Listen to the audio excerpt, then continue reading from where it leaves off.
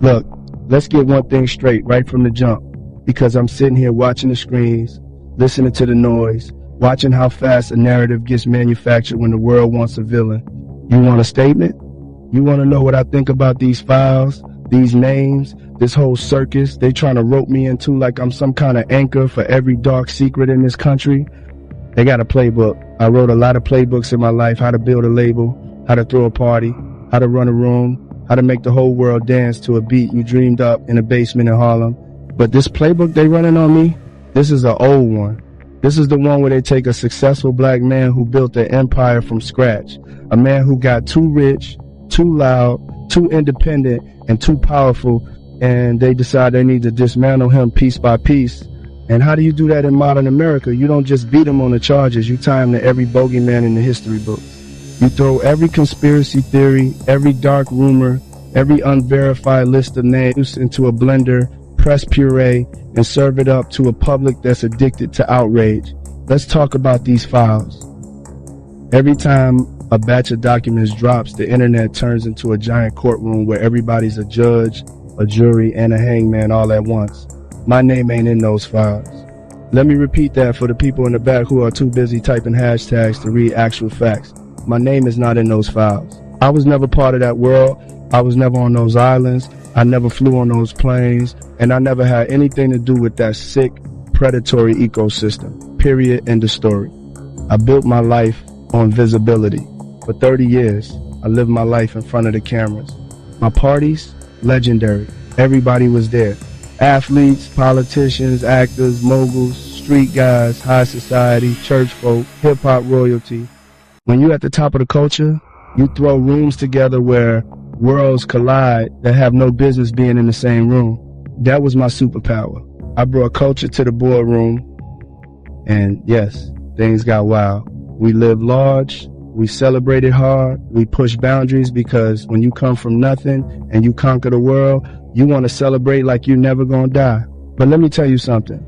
Celebrating success, throwing high-end parties, living an eccentric, high-profile life, that is not a crime, and it sure as hell ain't an admission ticket to the kind of depravity that people are trying to pin on me. There's a massive gulf between a nightlife impresario living out loud and the kind of institutional, shadowy predators that people read about in those grand jury documents. But the media, they love a crossover episode. They want to take my current legal battles I am fighting tooth and nail, battles where I maintain my innocence against these federal overreaches, and they want to cross-pollinate them with every unsolved mystery and high society scandal of the last 20 years. They want to make me the face of corporate and social corruption. Why? Because it's convenient.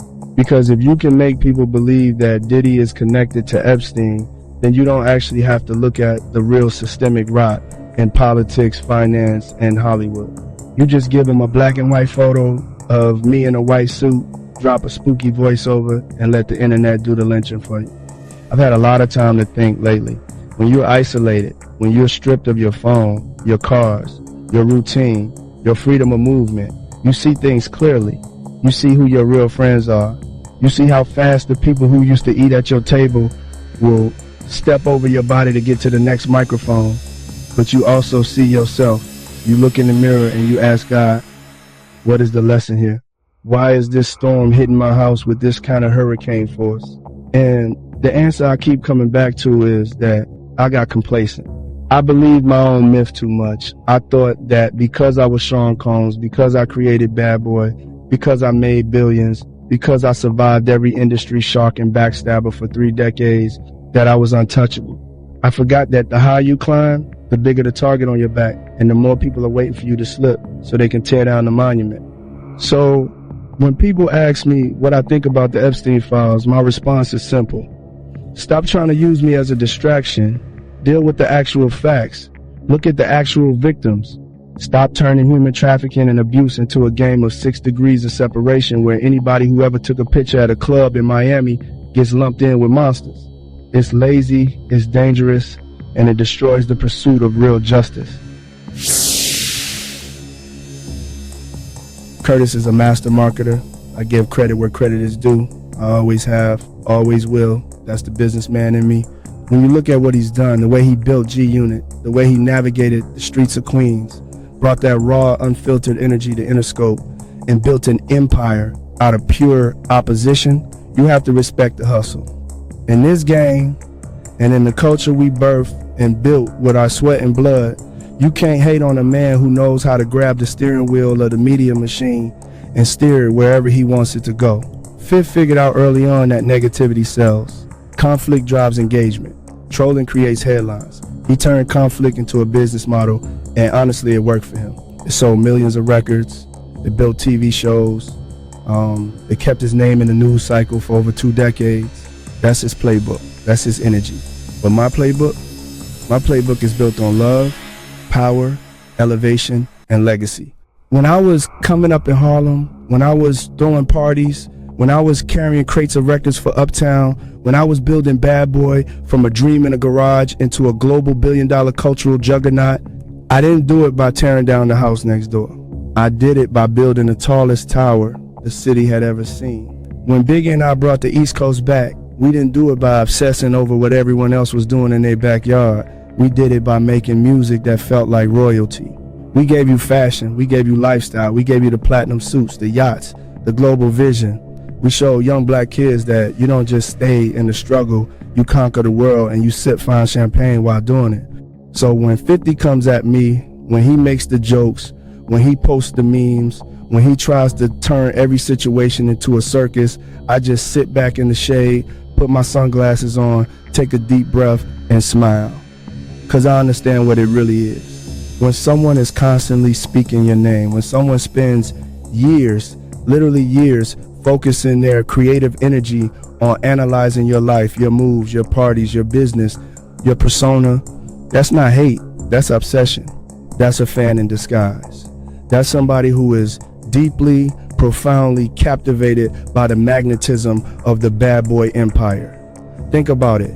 If I spend all my time, day in and day out, talking about another man, posting pictures of another man, editing videos of another man, organizing entire tours and projects around another man's narrative, what would you call that? You'd call it an obsession. You say, Diddy, why are you so focused on him when you've got networks to run, brands to build, artists to develop, and global moves to make? And you'd be right. That's why you don't see me posting about him. You don't see me making videos analyzing his moves. I'm too busy building the future. I'm too busy expanding the kingdom. I remember back in the day when he first came around, he had that track, How to Rob. Everybody was talking about it. It was funny. It was clever. It was aggressive. It was a young, hungry artist looking for a cheat code to get to the top table by shooting at the Kings. And what did I do? I didn't get mad. I smiled because I recognized the play. I've seen every play in the playbook before it was even written. I knew what he was trying to do. He wanted the response. He wanted the bad guy to validate him. Over the years, people tried to push us into a real war. They wanted the full-blown East Coast drama. They wanted the headline battles. But I made a promise to myself, and I made a promise to the memory of Christopher Wallace, that I would never let petty foolishness drag the culture down into the mud again. We paid the ultimate price for the media magnifying division. We lost brothers, we lost kings, we lost the greatest to ever touch a microphone. After that, my whole spirit shifted. My whole operational frequency changed. I realized that life is too short, the bag is too big, and the legacy is too important to waste a single drop of spiritual energy on manufactured beef. So every time 50 takes a swing, I absorb it with light. He drops a post, I sign a deal. He makes a comment on a red carpet, I buy another piece of real estate. He tries to orchestrate a public narrative.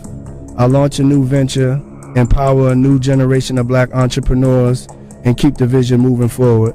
That's how you win. You don't win by wrestling in the mud. You win by staying clean on the main stage. Look at the business side. He's tried his hand at liquor. He's tried his hand at clothing. He's tried his hand at television. And listen, he's done great things in his TV series Power. It was a moment, no doubt about it. I give him his props, but notice how every time he launches a product, he tries to benchmark it against what I did first. When I took C-Rock and turned a struggling brand into an absolute global powerhouse that changed the spirit industry forever, everybody wanted to copy the blueprint. When I created Sean John and took street fashion to the CFDA Awards, winning Menswear Designer of the Year, everybody realized that hip-hop wasn't just a subculture, it was high fashion. We set the bar. We were the architects. When you're the architect, you don't get mad when people enter the building you design. I've offered him peace. I've offered him love. I've stepped to him in rooms where it was just us. No cameras, no blogs, no entourage, no security. And I've said, brother, what is it? Why the energy? Let's put this togetherness into action. And you know what? When you stand face to face with a man in the real world, away from the internet, away from the comment sections and the Instagram algorithms, the energy is different. The posture changes. The internet creates a barrier where people can act out characters. Curtis plays a very specific character online. He plays the villain, the instigator, the guy who doesn't care about anything. But in person, he knows who I am. He knows the work I've put in. He knows that without the road Bad Boy paved, without the corporate doors we kick down with sledgehammers, half the opportunities on the table today wouldn't even exist for guys like him. He knows that. He's a smart guy. He's not stupid. The problem is, peace doesn't generate clicks for him. Unity doesn't fit the brand he sold to his fan base. His brand is built on being the ultimate petty adversary. If he stops picking fights, if he stops poking the bear, what's the story? So he has to keep the engine fueled. He has to keep feeding the machine. I understand it as a producer. It's theater. It's professional wrestling. He's playing the heel, and he wants me to be the rival face so we can sell tickets to the arena. But I'm not an actor in his play. I'm the director of my own movie. Let's talk about Cassie. When you hear that name, you hear a soft melody. That's how she was always framed, isn't it? The muse, the quiet one, the ethereal beauty who walked through the hallways of my life like she was floating above the marble. And for a long time, that was the truth of it. We weren't just a couple, we were an aesthetic, a headline, a moment in the culture that people are still trying to deconstruct a decade later. People look at the footage, the grainy snippets of a life lived under a microscope, and they think they see a crime scene. They don't see the years of intensity. They don't see the nights where the world felt like it was ending, and we were the only two people left on earth holding on to each other because the outside world was just too loud, too demanding, and too cruel. The concept of love, when it's lived at the volume we lived at, it isn't always a symphony. Sometimes it's a collision. Sometimes it's a war of attrition where two people are trying to hold on to themselves while being pulled into the gravity of a legacy that never stops growing. I look back and I see a young woman who walked into my life when the world was changing. And I see a man who was trying to hold back the tide of his own ambition. We were both young in our own ways. She was finding her voice, and I was trying to master a frequency that had no off switch. Did we make mistakes? If you're looking for a saint, you're reading the wrong manifesto. We are human beings, subject to the same fractures as anyone else, only our cracks were projected onto IMAX screens. There were moments of profound connection, moments where she was the only person who understood the isolation of the summit, and there were moments where the pressure forced us into shapes we weren't meant to be. They talk about control. That's the word they love to weaponize. Diddy controlled her. Diddy molded her. They say it like I was some Svengali puppeteer. They ignore the reality that she had a mind like a razor and a spirit that didn't bend for anyone. You don't spend years by my side if you're a passive observer. She was a partner in the dance. Even when the music got frantic, we built an empire of influence together, and influence is never a quiet business. It requires a certain level of orchestration, a certain demand for perfection, and yes, sometimes that intensity bleeds into the personal. But to reduce our history to a series of grievances is a failure of imagination. It erases the laughter. It erases the shared secrets at 3 in the morning in Paris or St. Bart's, where for a few hours, the brand didn't matter, the charts didn't matter, and the critics didn't exist. It erases the growth. She became a mother. She found her path, and I kept moving, because movement is the only thing I've ever known. That's the curse of the mogul. You stop moving, you die. I've been accused of being many things: a visionary, a tyrant, a father, a son, a ghost. When you build a house as big as mine, the echoes are deafening. Everyone has an opinion on how I should have acted, how I should have spoken, how I should have loved.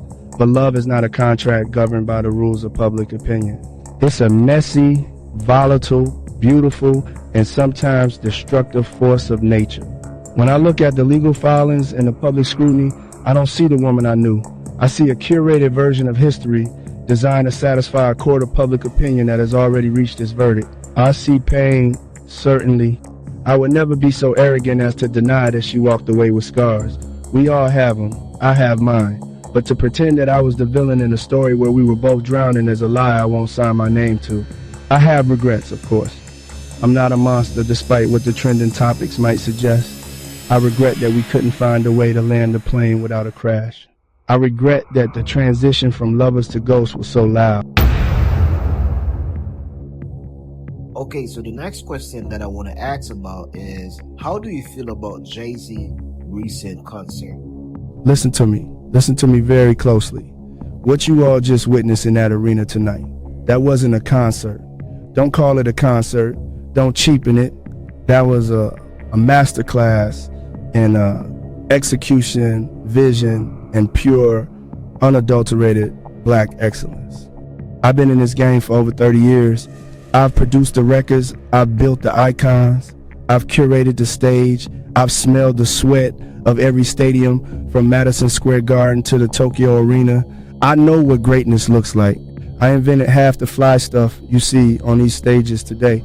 But when Sean Carter steps onto a stage with a live band, no gimmicks, no backing tracks, just raw poetry and 40,000 people hanging on to every single syllable, that is royalty. That is the apex. You gotta respect the blueprint. You gotta respect the man who took the asphalt from Marcy Projects and turned it into a global empire, and then comes out on stage at 50-something years old looking like he just recorded Reasonable Doubt yesterday. People ask me, Puff, why do you get so hyped when Hov performs? Because we survived, man. We survived the era. We were in the trenches together, competing, pushing each other, building this culture block by block when the mainstream didn't even want us in the room. Now we own the room. We own the building. We own the whole neighborhood.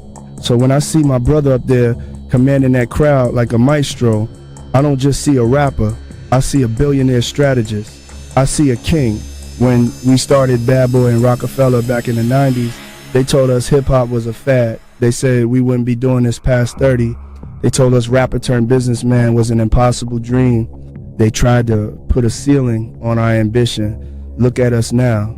What Hov showed us last night was the power of longevity. It was a reminder that true power isn't about being hot for a summer. It's about holding the torch for decades without letting the flame flicker once.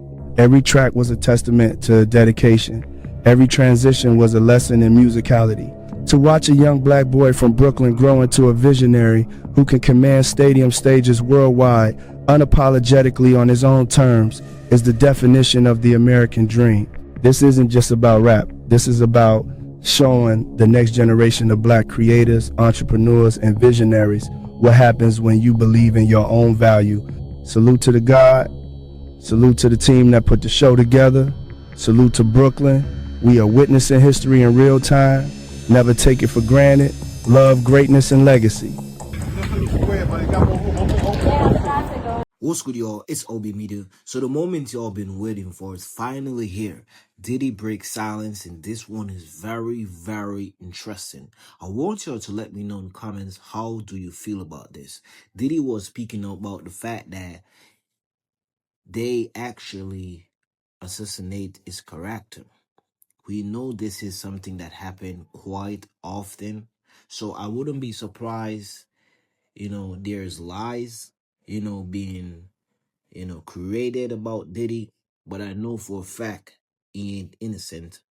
I know for a fact that he definitely did some of the stuff they accuse him of, but I feel like a lot of people got paid, and that's the problem that I have. Once I realized that people are actually lying on Diddy, I don't know what to believe. All I know is that all of this happened to Diddy the moment he went against Diago. And that's all I gotta say. It's very interesting, man. But I know Diddy is not innocent. But let me know in the comments how you feel about this. It's OB Media. Thank you for watching. Remember to drop a like and subscribe. Let's go.